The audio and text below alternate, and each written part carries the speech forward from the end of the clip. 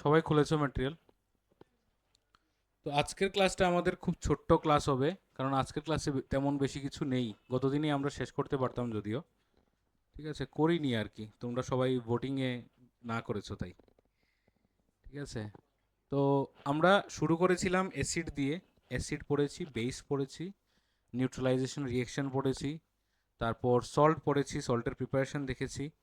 আজকে আমরা আরও কিছু কম্পাউন্ডস পড়ব যেগুলা সল্ট থেকে বানানো হয়, সল্ট থেকে তৈরি করা হয়। ঠিক আছে, যেমন এখানে দেখাই যাচ্ছে কি কি কম্পাউন্ডস লেখা আছে নাম এখানে: কস্টিক সোডা, তারপর baking soda, washing soda, plaster of Paris.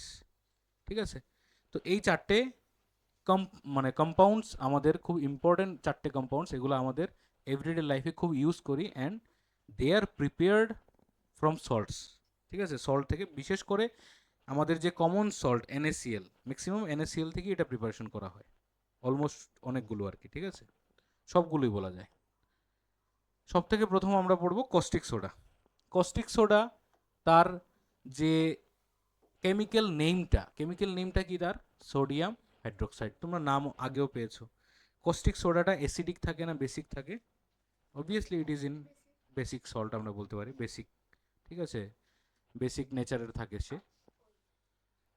হ্যাঁ, OH থাকে তার মধ্যে। তার কেমিক্যাল ফর্মুলাটা কি? NaOH। ঠিক আছে, এখন তার প্রিপারেশনটা কীভাবে করা হয়? তোমাদের এই যে চারটে আমরা কম্পাউন্ড আমরা পড়বো, কি কি পড়বো? Caustic soda, baking soda, washing soda, plaster of Paris. এই চারটে যে কম্পাউন্ড আমরা পড়বো, এই চারটে কম্পাউন্ড তোমাদের এক্সামে কি ফরম্যাটে আসবে? তোমাদের এক্সামে তাদের কেমিক্যাল নেম আসবে, ঠিক আছে, কেমিক্যাল ফর্মুলা আসবে, এবং তাদের ইউজ আসতে পারে, প্রপার্টিজ আসতে পারে।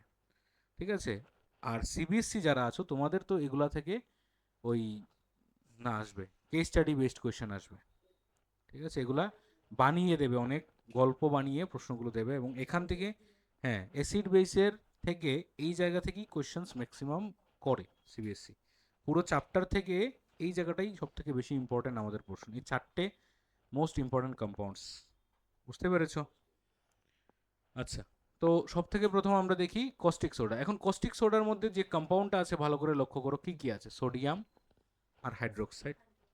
তাহলে সোডিয়াম কোথা থেকে পাওয়া যায়? কোন সল্ট থেকে সোডিয়াম পাওয়া যায়? NaCl। তাহলে হ্যাঁ, কমন সল্ট থেকে। তাহলে NaCl আমাদের প্রয়োজন হবে এটা বানানোর জন্য। আর OH যে হাইড্রোক্সাইড, সেটা কোথা থেকে পাওয়া যেতে পারে? ওয়াটার থেকে। Very good. তাহলে সিম্পল রিয়েকশন আমরা NaCl এবং H2O রিয়েকশন করব, আর কিছুই না। ঠিক আছে, আর এটাকে আমরা ইলেকট্রোলাইসিস করাবো। ঠিক আছে, এটা একটা জাস্ট ইলেকট্রোলাইসিস রিয়েকশন হবে, এবং ডিকম্পোজিশন হবে, এটা ভাঙবে। ঠিক আছে, NaCl ভাঙবে কিসে?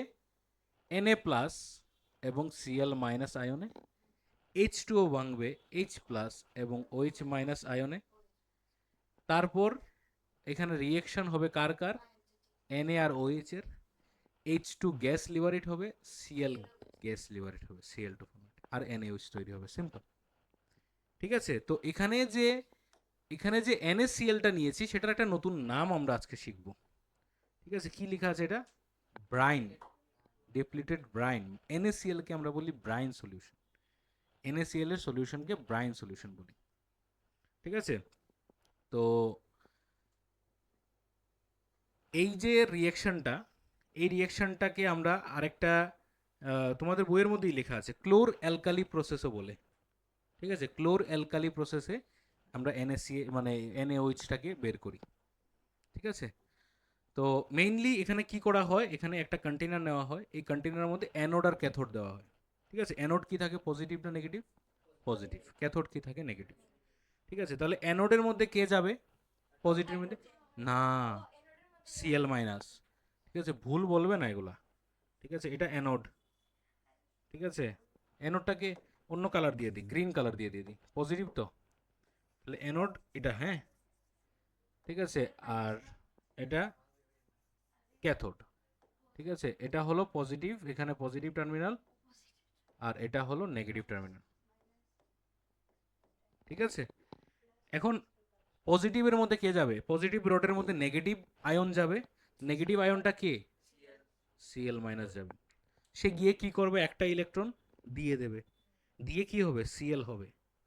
ওই রকম আরেকটা সিএলও দিয়ে দেবে, ওরা দুজন মিলে কি হবে, সিএল টু অ্যানোডের মধ্যে, এখানেই রিয়েকশন হবে। তাহলে CL two is what, it is gas and it will be liberated here, chlorine gas. বুঝেছ? এখানে কোন আয়নটা আসবে, এইচ প্লাসটা আসবে। ঠিক আছে, এখানে এইচ প্লাস, ঠিক আছে, এইচ প্লাসে আসবে এবং এইচ প্লাস এসে একটা নেবে, নেগেটিভ তো, নিয়ে কি হবে, এইচ হবে, এরকম আরেকটা নেবে, আরেকটা এইচ হবে, দুটো মিলে কি হবে, H2 gas will be liberated here. And what will be remained here? Na or OH. That is NaOH বা কস্টিক সোডা। এইভাবে কস্টিক সোডা আমরা তৈরি করতে পারি, সিম্পল প্রসেস। বাড়িতেও তোমরা এটা করতে পারবে। লাস্ট ইয়ার আমাদের একটা স্টুডেন্ট কস্টিক সোডা তৈরি করেছিল। ঠিক আছে, এটা ওর না, এটা অন্য জায়গা থেকে আমি নিয়েছি। এটা কস্টিক সোডার প্রিপারেশনটা দেখেছি। আচ্ছা, এখন আমাকে একটা জিনিস বলো, যদি আমরা ফেনফথ্যালিনের কালার কি শেষ, তো শুরুতেই শেষ, ফেনফথ্যালিনের কোনো কালার নেই। ঠিক আছে, কেন বলছো ফেনফথ্যালিন হ্যাজ নো কালার? বেসে দিলে কালার আসে, তাহলে আমি জিজ্ঞেস করেছি বেসে দিলে কি হয়? হ্যাঁ, ফেনফথ্যালিন হ্যাজ নো কালার। ফেনফথ্যালিন যখন অ্যাসিডে দাও, নো কালার, কালারলেস, ওয়াটারের মতো থাকে, সিম্পল থাকে। যখন বেসে দেই তখন কালার পিঙ্ক শো করে। তাহলে তুমি একটা কাজ করবে, তুমি এখানে কস্টিক সোডা যে প্রিপেয়ার হচ্ছে কি না হচ্ছে না, আগেই জলের মধ্যে এক ড্রপ ফেনফথ্যালিন দিয়ে রেখে দাও। তাহলে যদি এই জায়গাতে যদি আমরা ইলেকট্রোলাইসিস করি, ঠিক আছে, করার পর যদি আমাদের কস্টিক সোডা তৈরি হয়, তাহলে এই লিকুইডটা কি হয়ে যাবে, পিঙ্ক হয়ে যাবে। তাহলে দেখো হচ্ছে নাকি, এই যে ফেনফথ্যালিন একটু দিয়ে দিয়েছে, আগেই ড্রপ হয়েছে, মানে একটা ইন্ডিকেটর দিয়ে দিয়েছে, না হলে তো বোঝাই যাবে না এটা কস্টিক সোডা হয়েছে নাকি, তাই তো? দেখা যাবে কিছু একটা সাদা সাদা জিনিস তৈরি হয়েছে, কিন্তু how you can identify that this is caustic soda? Simple একটা রিয়েকশন, দুটো কি নিয়েছে বলো তো, এগুলা পেন্সিল নিয়েছে, graphite rod, because graphite is a good conductor of electricity. দুটো পেন্সিল জাস্ট, একটা পেন্সিলের মধ্যে পজিটিভ, একটা পেন্সিলের মধ্যে নেগেটিভ। বাড়িতে তোমরা ইজিলি করতে পারবে এটা, ঠিক আছে, খুব ইজিলি করতে পারবে। পেন্সিলও নিতে হবে না, এগুলো তো সেলফ বাজারে কিনতে প্রচুর পাওয়া যায়। হ্যাঁ, আরামসে পাওয়া যায়। তুমি ইয়েও নিতে হবে না, পেন্সিলও নিতে হবে না, দুটো ব্লেড আছে না, ব্লেড দিয়েও করতে পারবে। এই ব্লেডের মধ্যে, একটার মধ্যে, তার মধ্যে দুটো ব্লেডকে ইয়ে দিয়ে, ওই ম্যাচস্টিক দিয়ে, ম্যাচের কাঠি দিয়ে এটাকে সেপারেট করে, দুটো একসাথে লাগতে পারবে না, পজিটিভ নেগেটিভ আলাদা আলাদা করে রাখতে হবে। ঠিক আছে, আর জাস্ট রিয়েকশনটা অন করে দেবে, এই দেখো পুরোটা পুরোটা লিকুইড কি হয়ে যাচ্ছে, পিঙ্ক কালার হয়ে যাচ্ছে। কেন? Because sodium hydroxide is forming here. বোঝা গেছে? তাহলে কস্টিক সোডার, হ্যাঁ হ্যাঁ, প্রিসিপিটেট হবে। ঠিক আছে, হ্যাঁ, ফেনফথ্যালিন প্রয়োজন নেই। তুমি, আই রে, তুমি ইয়ে নিতে পারবে না, হলুদ নিতে পারবে না, হ্যাঁ, টারমারিক নিতে পারবে না, তাহলে লিকুইডটা কি হবে, হালকা একটু টারমারিক দিয়ে রেখে দাও, প্রথম হলুদ কালার হবে, যখন কস্টিক সোডা তৈরি হবে তখন কালারটা কি হবে, রেড কালার। ঠিক আছে, রেড, পুরো রেডই হয়, রেডিশ ব্রাউন না রেডই বলে দাও। Next, bleaching powder. ঠিক আছে, ব্লিচিং পাউডার কিভাবে তৈরি করা, ব্লিচিং পাউডারের, হ্যাঁ, এটার কেমিক্যাল নেম কি, ক্যালসিয়াম ক্লোরো হাইপোক্লোরাইড। নামটা মনে রাখতে পারবে তো? ঠিক আছে, অনেক জায়গাতে অনেক রকম নাম দেওয়া আছে, কোনো অসুবিধা নেই, তোমাদের বইয়ে অন্য নাম থাকতে পারে। ঠিক আছে, হুম, বলো। হ্যাঁ, এটাই বলছিলাম। ঠিক আছে, কোনো কোনো জায়গাতে বইয়ের মধ্যে দেওয়া আছে CaOCl2।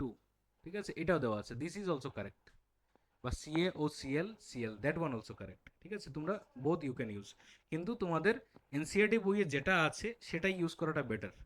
তো মোস্ট প্রবলি তোমাদের এনসিআরটি বইয়ে এটাই আছে। ঠিক আছে, CaOCl2, তো এটাই ইউজ করো, প্রবলেম নেই। নাম কি হবে তার, ক্যালসিয়াম হাইপোক্লোরাইড।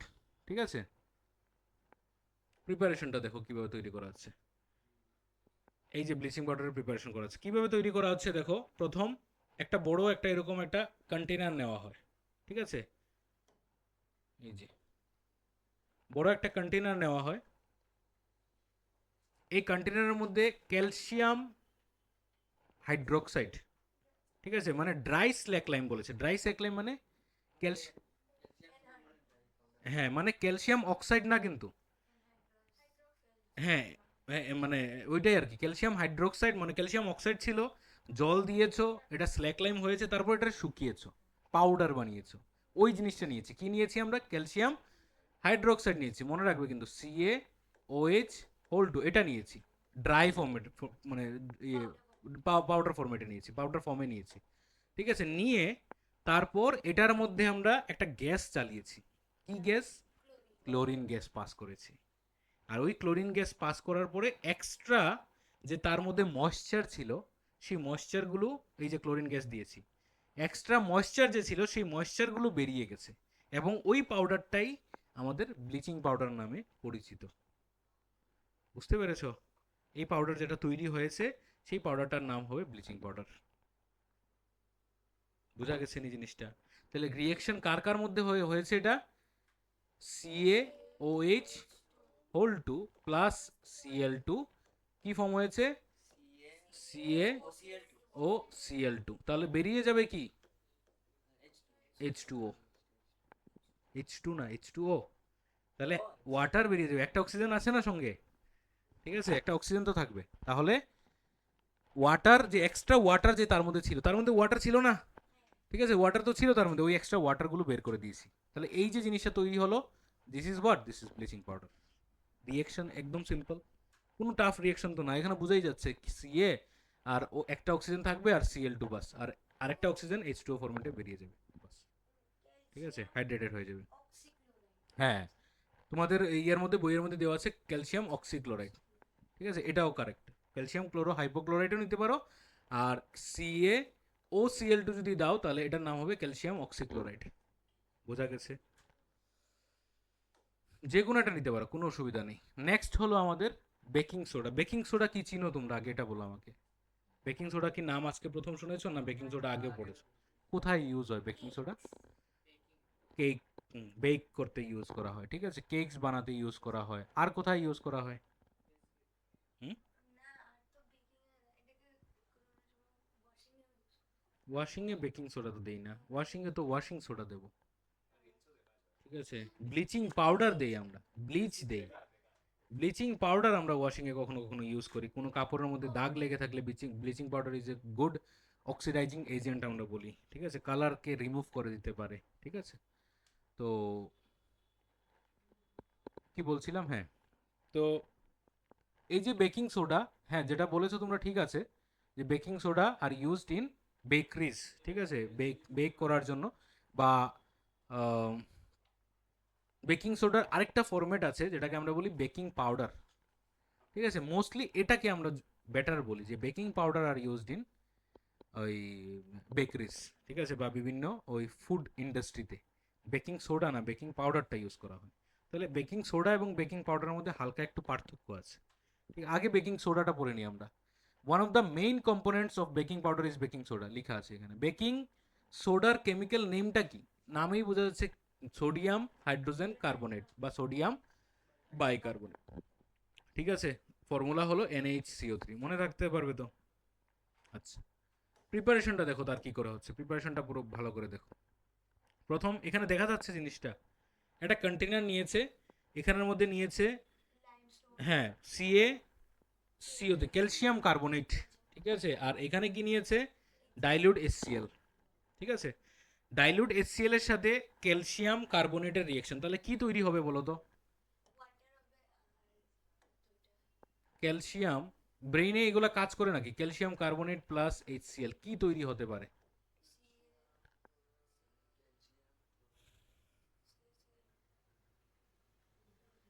হুম,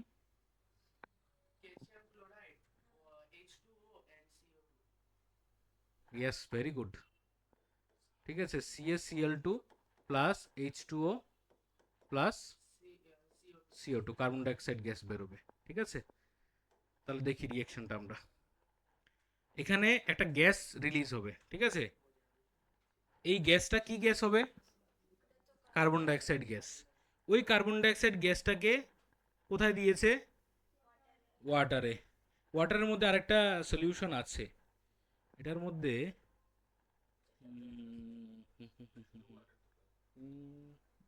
ওয়াটারের সাথে তো আরেকটা জিনিস থাকার কথা।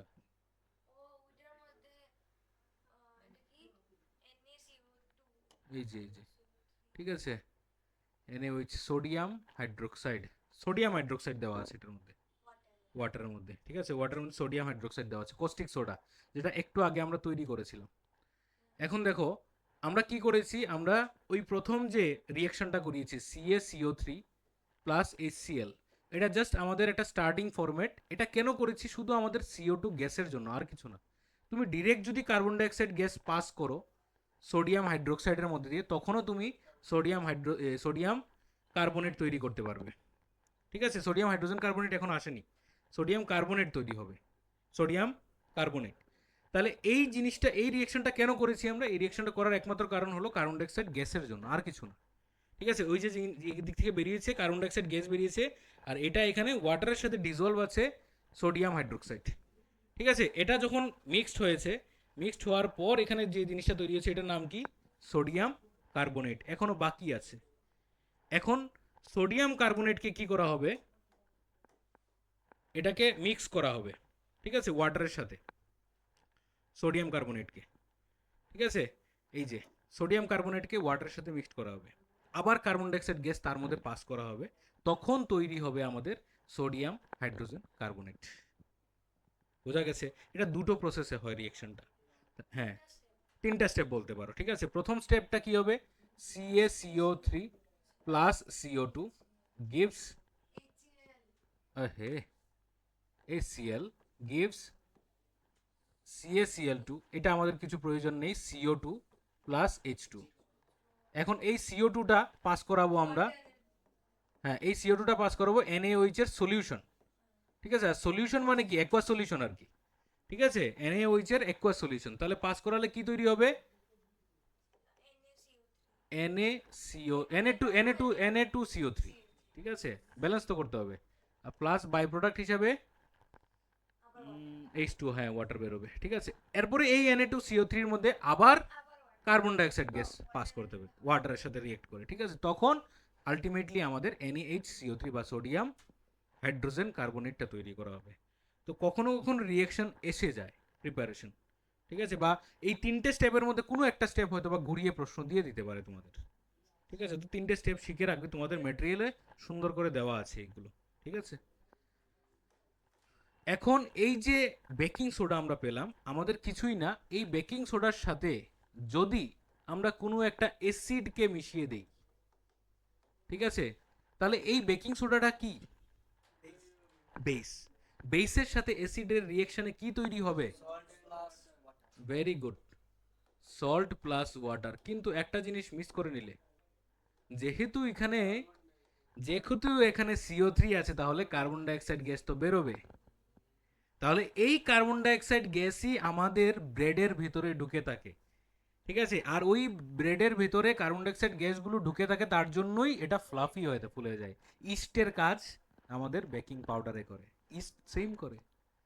ঠিক আছে, ইস্ট কি করে, ইস্ট কেন দিই আমরা ব্রেড বানানোর মধ্যে, কারণ সে কি করে, সে রেসপিরেশন করে, তারপরে সে কি করে ওই কার্বন ডাইঅক্সাইড দিয়ে পুরো ব্রেডটাকে ফুলিয়ে দেয়।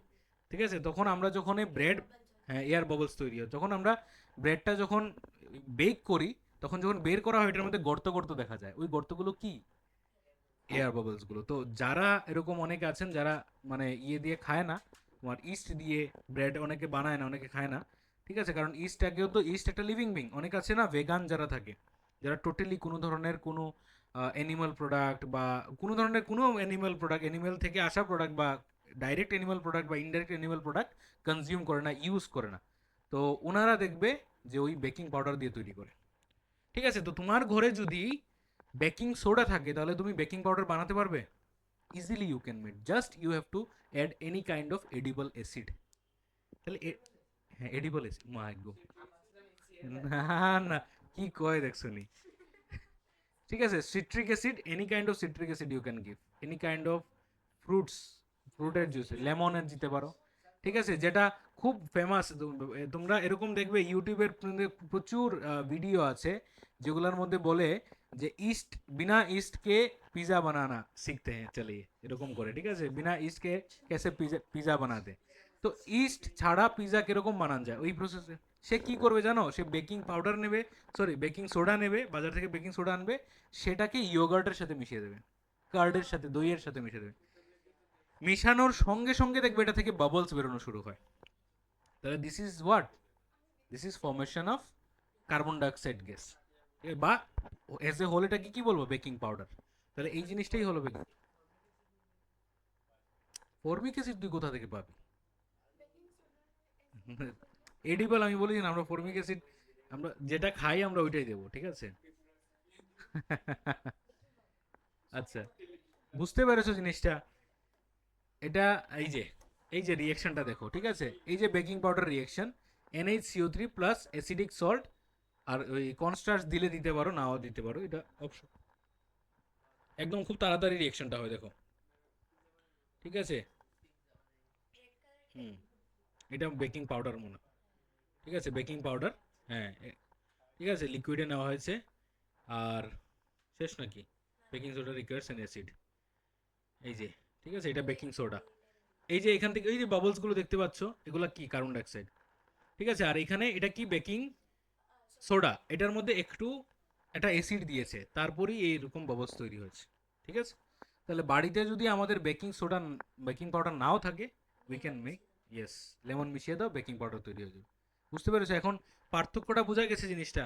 এখন বাড়িতে যদি baking powder baking soda level না থাকে, তুমি আইডেন্টিফাই করতে পারবে কোনটা কি? ঠিক আছে? কেন পারবে না?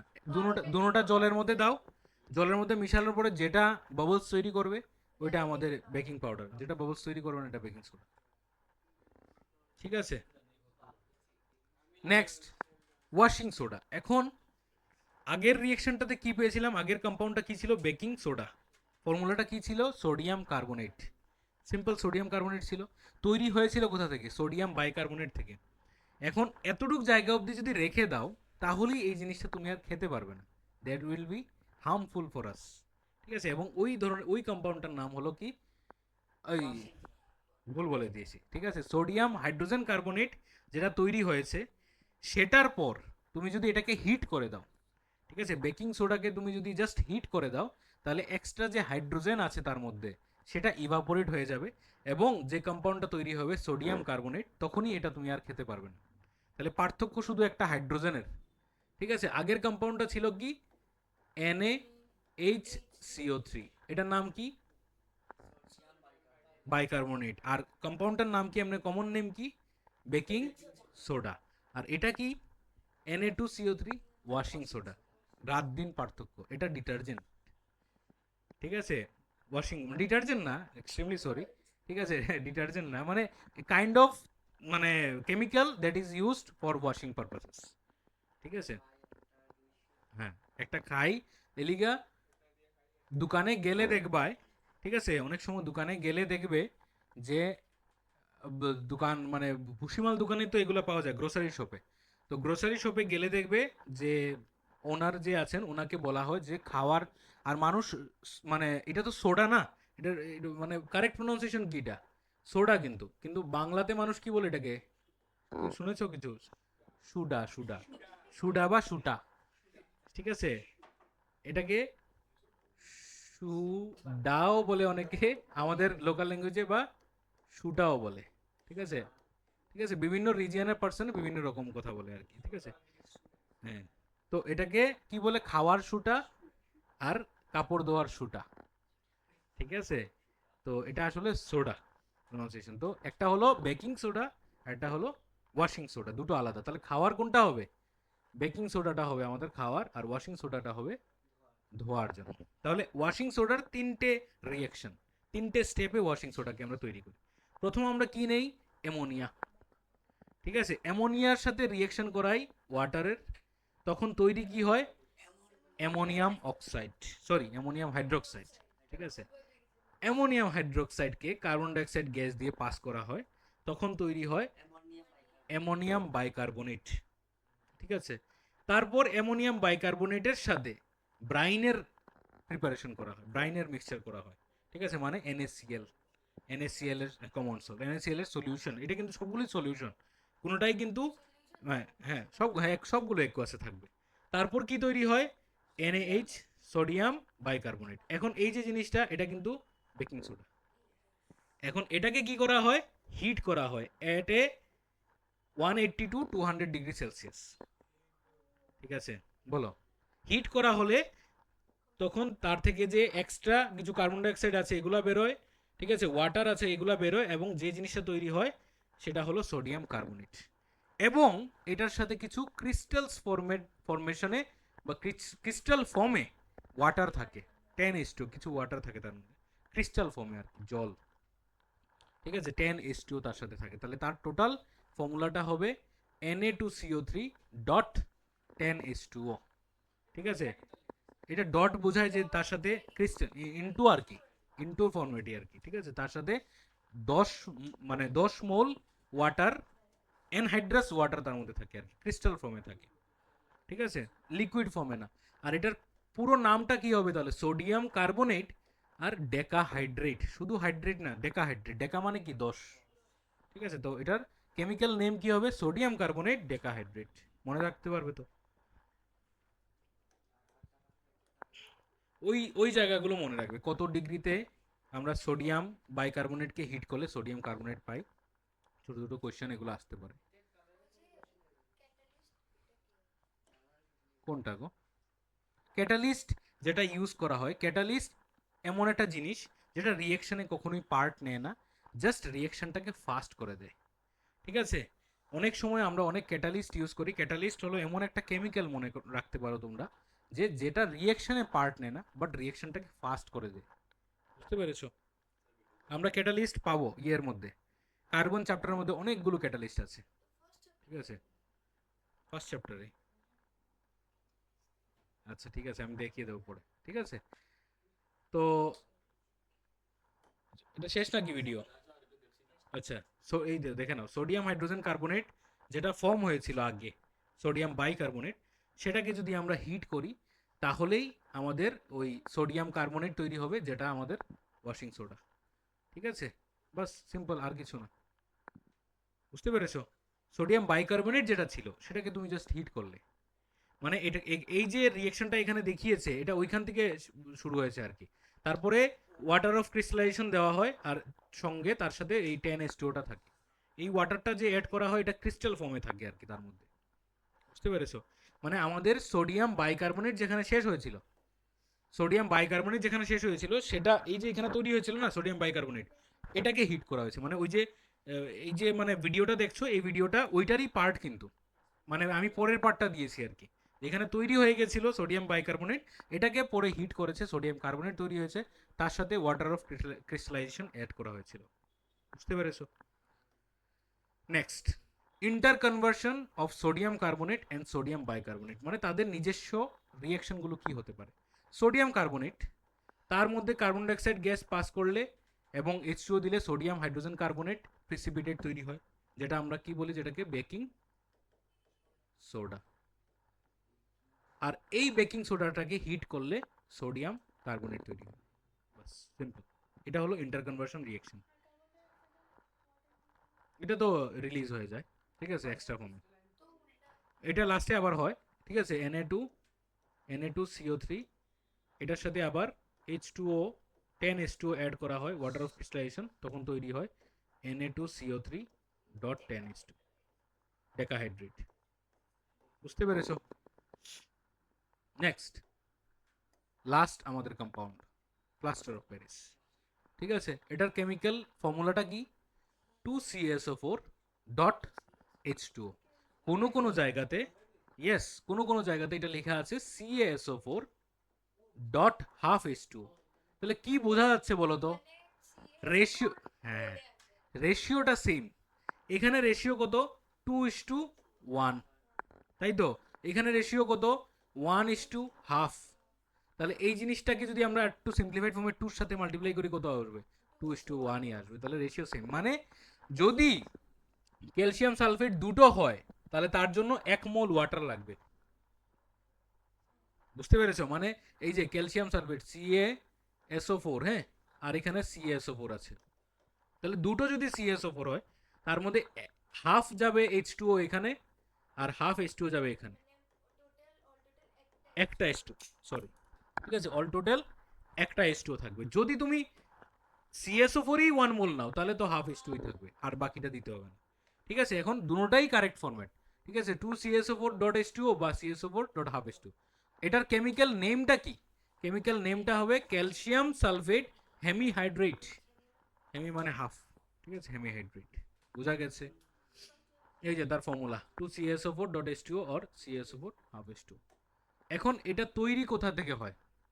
প্রিপারেশন নেই, ঠিক আছে, বলো। হ্যাঁ, হাফ মোল আর কি, ঠিক আছে। মোল, হ্যাঁ, মোল কনসেপ্ট পড়েছো তোমরা। এক মোল বলতে আমরা কি বুঝি? What do you mean by one mole? এখন মোল কনসেপ্ট যদি বোঝাতে যাই আমার অনেক সময় লেগে যাবে, আমি জাস্ট সিম্পলি বলে দিচ্ছি। Yes, very good. 6.022 ইন্টু 10⁻23টা ওয়াটার মলিকিউলস, ঠিক আছে। আমরা যখনই এক মোল বলি, যদি আমি তোমাকে বলি যে আচ্ছা, একটা সিম্পল একটা এলিমেন্ট দিয়ে বোঝাই, অক্সিজেন। অক্সিজেনের অ্যাটমিক নাম্বার কত? 8। অক্সিজেনের অ্যাটমিক মাস কত? 16। তো what do you mean by atomic mass of oxygen 16? অক্সিজেনের যে অ্যাটমিক মাস 16 বলি, এটা কেন বলি 16? না, বিকজ, হ্যাঁ, প্রোটন আর নিউট্রন তো বলা যায়, তার সাথে আরেকটা আমরা ডেফিনেশন অ্যাড করি। এটা আমরা হাইড্রোজেন স্কেল থেকে ডিফাইন করি যে it is 16 times heavier than one hydrogen atom, ঠিক আছে। একটা হাইড্রোজেনের মধ্যে কি থাকে? শুধু একটা প্রোটন থাকে। কার্বন দিয়েও বলি 1/12 of the part of one carbon atom, ঠিক আছে। তো হাইড্রোজেন দিয়ে বেস্ট এক্সপ্লেন করা যায় আর কি, ঠিক আছে। তো একটা হাইড্রোজেনের মধ্যে কয়টা প্রোটন থাকে? ও ঘুমাচ্ছে, ঘুমানো নেই, আচ্ছা। তো একটা হাইড্রোজেনের মধ্যে কয়টা প্রোটন থাকে? একটা প্রোটন থাকে। তার মাস কত থাকে? 1.6 ইন্টু 10⁻⁻27 কেজি, ঠিক আছে। 1.67ও বলা যায় বা 1.6, ঠিক আছে, 67ই লিখে দিই। আচ্ছা, এটা কি? এটা হলো একটা প্রোটনের মাস বা একটা হাইড্রোজেনের মাস, একটা হাইড্রোজেন। তাহলে একটা অক্সিজেনের মাস কতটুকু? অক্সিজেনের মাস তো আমরা 16 বলি না নি, 16টা ভুল বলি আমরা। It is relative atomic mass, ঠিক আছে। এটা হলো রিলেটিভ অ্যাটমিক মাস, বোঝা গেছে? তাহলে রিলেটিভ অ্যাটমিক মাস যদি হয় অক্সিজেনের, তাহলে অক্সিজেনের অরিজিনাল মাস কত? 16 এর সাথে এটা মাল্টিপ্লাই করলে যা আসবে, হ্যাঁ, ঠিক আছে। 16 এর সাথে এটা মাল্টিপ্লাই করলে যত আসবে এটা হবে একটা অক্সিজেনের অরিজিনাল মাস। তাহলে এই 16 যে বলি, এটা কি আসলে? This is 16 times heavier, round town না, 16 টাইমস হেভিয়ার, ঠিক আছে। তো এখন আমি জিনিসগুলো কেন বলছি, আমি যদি মনে করো অক্সিজেন নেই, একটা অক্সিজেন নেই, ঠিক আছে, একটা অক্সিজেনের ওজন কতটুকু হবে? 16 ইউ বা 16 m u, atomic mass unit যেটাকে বলি। আর এটার ওজন না, এটার মানে মাসই ধরি, ওয়েট বলি না, এটার মাস যে অনেক কম। এই যে জিনিসটা এটা হবে, এটার সাথেও যদি 16 মাল্টিপ্লাই করে দাও, ঠিক আছে, অনেক কম হবে। এগুলো তুমি ফিলই করতে পারবে না। তাহলে তুমি যদি অক্সিজেন হাতে নিয়ে ফিল করতে যাও, তাহলে কতগুলো অক্সিজেন হাতে নিয়ে ফিল করতে পারবে? ইয়েস, তুমি যদি 6.022 ইন্টু 10⁻23টা অক্সিজেন অ্যাটম হাতে নাও, তাহলে এতগুলো অক্সিজেন অ্যাটমের মাস কত হবে বলতে পারবে? 16 গ্রাম হবে। ভেরি গুড, ক্লাস 9 ভালো করে পড়েছো তার মানে, ঠিক আছে, 16 গ্রাম হবে। তাহলে এই 16 গ্রাম কি বোঝাচ্ছে? এই 16 গ্রাম বোঝাচ্ছে 1 মোল। তাহলে এখানে যে আমাদের নিয়েছে H2O যদি আমরা নেই 1 মোল, তাহলে 1 মোল H2O এর ওয়েট কতটুকু হবে বা অ্যাটমিক মলিকুলার মাস কতটুকু হবে? এই H2O এর মলিকুলার মাস আগে বের করতে হবে, কত হবে? ইয়েস, সব পারে। 2 × 1 + 16, কারণ হাইড্রোজেনের 1 ইন্টু দুটো প্লাস 16 হলে 18 ইউ। এটা হবে atomic mass, sorry, molecular mass of H2O। তাহলে তাহলে 18 গ্রাম যদি আমি নেই, দেখো এখানে সিম্পল বিষয়, এটা 16 AMU, 16 এর পেছনে জাস্ট গ্রাম লাগিয়ে দিয়েছি। তার মানে কি এটা একটা একটা ভালো মোল হয়ে গেছে, 1 মোল হয়ে গেছে। এবং 1 মোল সমান সমান এতগুলো অক্সিজেন অ্যাটম। সিমিলারলি আমি যখন বলছি এখানে 18 ইউ, এটা ফিল করতে পারবে না, এটা অনেক কম। বাট 18 গ্রাম যখন তুমি নেবে, 18 গ্রাম ওয়াটার, 18 গ্রাম ওয়াটার নিলে কতগুলো ওয়াটার মলিকিউল থাকবে এখানে? এতগুলো ওয়াটার মলিকিউল থাকবে। সবসময় এই নাম্বারটা ফিক্স থাকে, অ্যাভোগাড্রো নাম্বারের মতো। এটা সিম্পল ভাবে জিনিসটাকে মনে এরকম করে রাখবে যে যদি মনে করো তোমার কাছে ডজন হিসাব, বুঝো তো ডজন, ডজন 12টা নিয়ে, ঠিক আছে। তাহলে আমি যদি 1 ডজন যদি আপেল নেই, ঠিক আছে, আর 1 ডজন যদি আমি আঙ্গুর নেই, গ্রেপস নেই, দোনোটার কি ওয়েট সেম হবে, মাস সেম হবে, কিন্তু নাম্বার তো সেম। এটাই বোঝাচ্ছে আমাদের মূল কনসেপ্টে, যে মূল কনসেপ্ট ইজ এ নাম্বার, সে ওয়েটের মহতাজ না, ঠিক আছে, মাসের মহতাজ না, মাস যে কোনো কিছু হতে পারে। আজকে আমি এতগুলো, এই যে 6.022, এটা বুঝতে পারছো এই নাম্বারটা কত বড়, এই নাম্বারটা কত বড় হবে জানো? 6022, তিনটে জিরো নিয়ে নিলে, তারপরে 20টা জিরো, 20টা, তিনটা নিয়েছি আমি, 20টা জিরো হবে, তাহলে এতগুলো অ্যাটম অক্সিজেন যখন হাতে নেবে তখন এটা 16 গ্রাম হবে। আবার এতগুলোই যখন আবার H2O নেবে তখন ওজন কিন্তু 16 গ্রাম হবে না, তখন এটা 18 গ্রাম হবে, কারণ ওয়াটারের ওজন আলাদা আলাদা, ওয়াটারের মাস আলাদা আলাদা। যেরকম আঙ্গুর, আমি যদি 12টা আঙ্গুর নেই আর 12টা অ্যাপেল নেই, দুটোটাই কিন্তু 1 ডজন, কিন্তু দুটোটার কিন্তু মাস আলাদা। ওই সিমিলারলি ওই রকম বিভিন্ন জিনিস নিলে, তুমি যদি আজকে মনে করো ক্লোরিন নাও, 1 মোল ক্লোরিন নাও, তাহলে কত গ্রাম হবে এটা? 35.5 গ্রাম হবে, কারণ তার অ্যাটমিক মাস ইউনিট হলো 35.5 AMU। যার যত হবে, তুমি যদি আজকে মনে করো ক্যালসিয়াম নাও, ক্যালসিয়াম যদি 1 মোল নাও, তাহলে ক্যালসিয়াম তার ওজন অনুযায়ী আসবে, তাহলে কত হবে? 40 গ্রাম হবে। সবগুলোর এরকম অ্যাটমিক মাস আলাদা আলাদা। তো এখানে যখনই আমাদের বলবে হাফ H2O, এটা একদমই ভাবার কিছু না। হাফ H2O মানে হাফ মোল ওয়াটার নিয়েছে, হাফ মোল ওয়াটার মানে 6.022 ইন্টু 10⁻23 অর্ধেক, তাহলে কত আসবে এটা?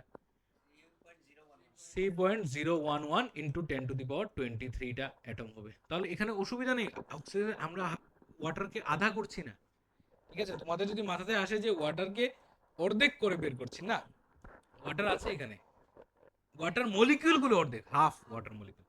আজকে মনে করো 20টা ওয়াটার মলিকিউল নেওয়ার কথা, 10টা নিয়েছি, 10টা মার্বেল মনে করো আমি নিয়েছি, এরকম আর কি বিষয়, মার্বেলকে টুকরো করে নিয়ে বুঝতে পেরেছো জিনিসটা? আচ্ছা, এখন তার প্রিপারেশনটা কি করে করা হয় এটা একটু আমরা শিখে নিই। তাহলে তার প্রিপারেশন করা হয় জিপসাম নামক একটা কম্পাউন্ড থেকে, একটা কেমিক্যাল থেকে, ঠিক আছে? জিপসাম দেখতে কিরকম হয়? জিপসাম হয় CaSO4, CaSO4 ডট 2H2, ঠিক আছে? এটা হয় জিপসামের ফর্মুলা। কিরকম হয়? যার মধ্যে ওয়াটার একটু বেশি থাকে, আর কিছু না।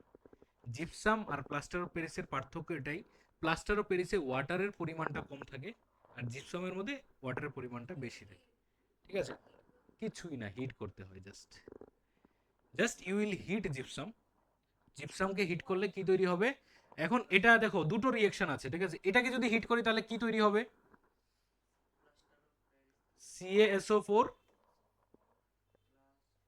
ডট হাফ H2O প্লাস, হ্যাঁ, 1/2 H2, এটা একটা রিয়েকশন লেখা যায়। এটা দেখো 1/2 প্লাস হাফ এ আবার 2 হয়ে যাচ্ছে, ব্যালেন্স কিন্তু রিয়েকশন।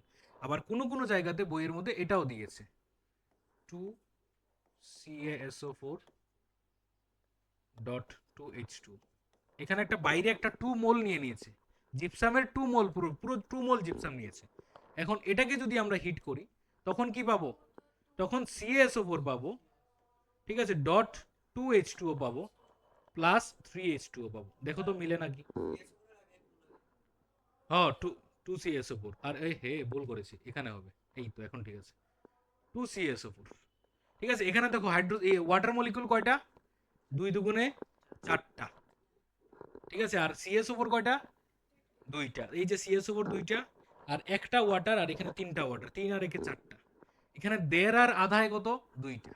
এই দুটো রিয়েকশনই কারেক্ট, কিন্তু কিন্তু দুটোর দুটোর মধ্যেই দেখো রেশিওটা কত আসছে, রেশিওটা, এটা এই জিনিসটা জিপসাম, জিপসামকে হিট করা হচ্ছে, এই জিপসামকে, জিপসামের রেশিওটা কত আসছে? 1:2, ঠিক আছে? জিপসামের রেশিও কত? 1:2, জিপসাম 1 ভাগ আর ওয়াটার 2 ভাগ, কিন্তু এই ক্যালসিয়াম সালফেট হেমিহাইড্রেটের মধ্যে ঠিক উল্টো, এটা রেশিও কত আসছে? 2:1, মানে ক্যালসিয়াম সালফেটটা বেশি থাকবে, ওয়াটারটা কম থাকবে। সিম্পল, জাস্ট জিপসামকে হিট করলে আমাদের ক্যালসিয়াম, হ্যাঁ, অপোজিট আর কি, ঠিক আছে?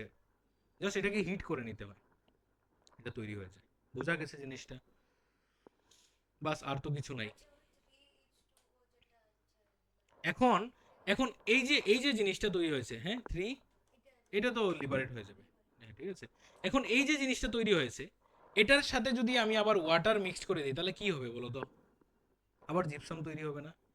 এবং জিপসাম যখন তৈরি হবে, আমি এখানে হিট দিয়েছি, বুঝো জিনিসটা, যখন আমি হিট দিয়েছি, this is an example of what, endothermic reaction. তাহলে যদি আমরা প্লাস্টার অফ প্যারিসের সাথে ওয়াটার রিয়েক্ট করাই, তাহলে জিপসাম যখন তৈরি হবে তখন এটা হিট রিলিজ করবে না হিট অ্যাবজর্ব করবে? হিট রিলিজ করবে। তোমরা দেখেছো কোনোদিন প্লাস্টার অফ প্যারিসের কাজ করেছো কোনোদিন? কোনোদিন দেখোনি প্লাস্টার অফ প্যারিস জলের সাথে মিশাওনি কোনোদিন? গরম হয়ে যায়, ঠিক আছে? আমি প্রথম শুনেছো প্লাস্টারিং এ কাজে মানুষের যে ব্যান্ডেজ উন্ডেজ করে, যে হাত টাত পা টা এরকম করে রাখে, এটা কি করে? প্লাস্টার অফ প্যারিস দিয়ে করে, ঠিক আছে? বা বিভিন্ন বিভিন্ন পুজোর প্যান্ডেলের মধ্যে দেখানো প্লাস্টার অফ প্যারিস দিয়ে যে পুরো প্যান্ডেলের ডিজাইন ডিজাইন বানায়, ঠিক আছে? হ্যাঁ, ওই যে ডিজাইন বানায় না, যেমন মনে করো ওয়াল টোয়াল যে বানায়, ওয়ালের মধ্যে যে বিভিন্ন কি করে ডিজাইন ডিজাইন যে যে ঠিক আছে, থ্রি ডি, হ্যাঁ three D art, three D art work যে করে, এগুলো তো সব জিপসামের কাজ। মানুষের যে ইয়ে করে, কি কয় এটাকে, ফল সিলিং যে করে জিপসাম দিয়ে করে, জিপসাম বোর্ড দিয়ে করে, এগুলো সব জিপসামের কাজ, ঠিক আছে? তারপর ওই যে মূর্তি আছে না, মূর্তির যে মুখাগুলো যে বানানো হয়, মূর্তির যে মুখগুলো বানানো, এটাগুলোর যে ডাইস থাকে, ডাইসগুলো দেখেছো কোনোদিন তোমরা? হ্যাঁ, কিরকম থাকে, কালার কি থাকে ডাইসের? সাদা কালার থাকে, সাদা কালার ডাইস, ঠিক আছে? সাদা ডাইসের মধ্যে মাটি দেয়, মাটি দিয়ে মুখটো গিয়ে করে, তারপরে এরকম করে তুলে নেয়, তারপরে মুখটার মধ্যে ওরা কাজ করে, ওদের যে একটা কাঠি থাকে, কামকাঠি বলে এটাকে, ওই কামকাঠি দিয়ে পুরো মুখটাকে ইয়ে করে, ঠিক আছে? ওই যে সন্দেশ বানানোর যে সাজ যেরকম থাকে, সেম ওইরকম মুখ তোলারও সাজ থাকে। এই যে আমরা লক্ষ্মী, সরস্বতী, দুর্গা, কালী এতগুলো ঠাকুরের যে মুখ বানানো হয়, এই মুখগুলো কি করে বানানো হয়? ওই ডাইস থেকে বানানো, ওরা হাত দিয়ে তৈরি বানায় এটাকে, ডাইস থেকে বানায়। একটা একটা মুখা একজন বড় কারিগর মনে করে বানিয়ে নিল, এরপর এটাকে ওই ইয়ে দিয়ে, হ্যাঁ বাকিরা সবাই বেটে বেটে ইউজ করে, ঠিক আছে? সবাই বারবার কি মুখা বানাবে নাকি? একটা মুখা বানাতে কত সময় লাগে? তো এটা জাস্ট ডাইসটা বানিয়ে নিল, পুরো আছে, এটা ডাইসের মধ্যে মাটি দিল, মাটিটা তুলে নিল, মুখ রেডি হয়ে গেল। এই যে ডাইসগুলো বানানো হয়ে গেলো প্লাস্টার পেজ দিয়ে বানানো, খুব তাড়াতাড়ি শক্ত হয়ে যায় এটা। প্লাস্টার অফ প্যারিস যখন ওয়াটারের সাথে রিয়েক্ট করে, তো এটা এক্সোথার্মিক রিয়েকশন হয়, তো হিট রিলিজ করে এবং খুব তাড়াতাড়ি এই জিনিসটা তৈরি হয়, এবং এটার নাম হলো জিপসাম, এবং it is very hard substance, খুব হার্ড হয়ে যায় সঙ্গে সঙ্গে। যাদের হাত পা ভাঙে, ওদেরও সেম করা হয়, প্লাস্টার অফ প্যারিস কিনে নিয়ে আসা হয়, তারপর যে ব্যান্ডেজ থাকে না, ওই যে কটনের যে ব্যান্ডেজ থাকে, হোল হোল করা থাকে, যে একদম পাতলা যে ব্যান্ডেজগুলো থাকে, এগুলা কি করে, একটা মনে করে এরকম একটা টাব নেবে, এটার মধ্যে, হ্যাঁ জিপসামটাকে মানে প্লাস্টার প্যারিসটাকে মেশাবে, তারপর ওই কটনটাকে নেবে, কটনটার মধ্যে এটার মধ্যে লাগাবে, লাগিয়ে এরকম করে টাইট করে বেঁধে দেবে। উইদিন 2 or 3 মিনিটস এটা পুরো শক্ত হয়ে যাবে। তখন কি হবে, তার ভেতরে যে হাড্ডিটা আছে, যেটা ভেঙে গেছে, এটা নড়বে না আর কি। এখানে তুমি ঘুষি মারলে, কিল মারলেও সে কোনো কিছু পেইন ফিল করবে না। এটা পরে আড়ি দিয়ে কাটতে হয় এটাকে, ঠিক আছে? হ্যাঁ, ওই যে মেশিন আছে এরকম, এটা এরকম একটা মোটর আছে এরকম, ওদের এটা দিয়ে কাটে, এত শক্ত হয়ে যায়, ঠিক আছে? তো দিস ইজ দ্য থিং। তো আমাদের এই পোর্শনে আমরা পড়বো কি, এই পোর্শনে আমরা কিছু এই রিঅ্যাকশনগুলো তো দেখে নেব, তাদের প্রিপারেশন, মেইনলি তাদের কেমিক্যাল নেম, কেমিক্যাল ফর্মুলা, তাদের প্রিপারেশন, তাদের ইউজ আর প্রপার্টিস, দুটো দুটো করে ইউজ, দুটো ইউজ পড়বো, দুটো প্রপার্টিস পড়বো। Right two uses of plaster of Paris আসবে টিবিএসসির, তো একদম ডিক্টো একদম লিখে রাখো, যে তোমাদের এখান থেকে কোশ্চেন আসবে আসবে, ইউজেস আর ওই কেমিক্যাল নেম দিয়ে, বুঝতে পেরেছো? তো দ্যাটস ইট, এটাই আমাদের আজ ছিল পোর্শন। Thank you everyone.